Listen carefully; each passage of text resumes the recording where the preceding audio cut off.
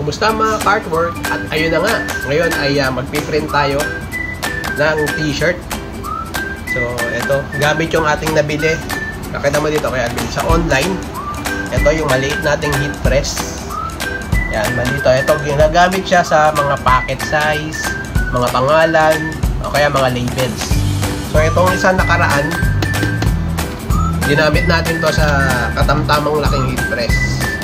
So, kaya ako binili to para hindi tayo gumamit ng mga malalaking heat press saya doon sa kuryente.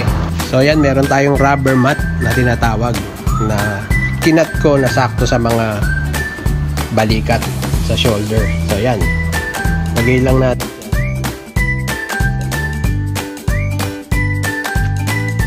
Tapos ayan, ilagay na natin yung design. Tapos lagyan natin ng Teflon paper. Plancha lang natin siya ng mga 15 seconds. Tapos palamigin natin ng konti. Alisin natin yung parang plastic cover. Ganun uli gawin natin. Planchahin uli natin ng 15 seconds. Ayan. Ganun lang siya kadali. Oops, tapos na.